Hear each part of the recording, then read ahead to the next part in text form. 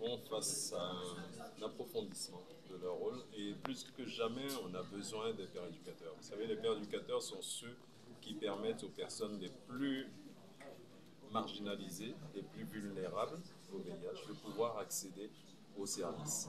Et plus ça va, plus on a besoin de centrer justement les services sur ces personnes-là, qui sont celles qui jusque-là n'avaient pas accès aux services pour différentes raisons. Donc, en fait, ça rend le rôle des pères éducateurs encore plus important et ça rend leur intervention encore plus large aussi parce que la réponse au VIH évolue.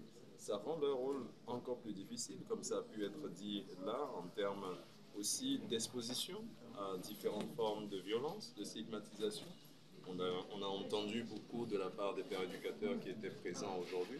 Et donc tout ça remet au centre le besoin d'avoir des pères éducateurs qui soient protégés.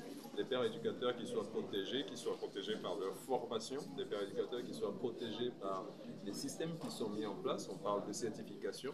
La certification, s'inscrit dans le cadre d'avoir un travail digne, d'avoir un travail protégé, d'avoir un travail qui s'inscrivent vraiment dans un mécanisme de formation, supervision, suivi, et c'est à ce prix-là qu'on pourra avoir des pères éducateurs qui sont aujourd'hui vraiment la cheville ouvrière, on va dire, le socle de la réponse au VIH. Vous savez que pour l'ONU-SIDA et pour la communauté internationale, mettre fin au VIH, c'est mettre fin aux inégalités.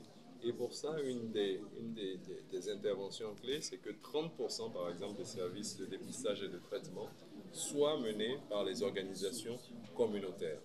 60% de tout ce qui est prévention soit mené par les organisations communautaires. Et quand on dit les organisations communautaires, de qui on parle au final? On parle des pères éducateurs.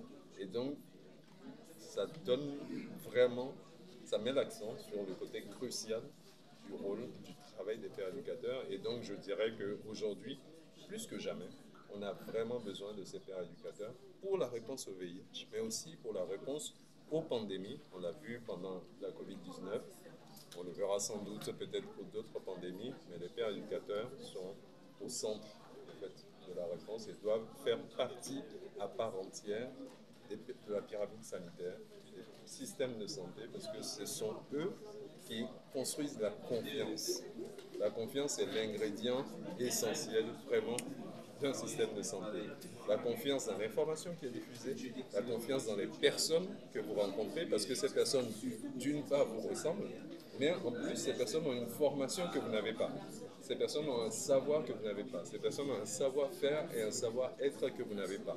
Et donc, la confiance dans ces personnes-là qui sont capables de vous guider pour que vous puissiez prendre les meilleures décisions pour votre propre santé concernant le VIH, mais aussi dans d'autres domaines de santé.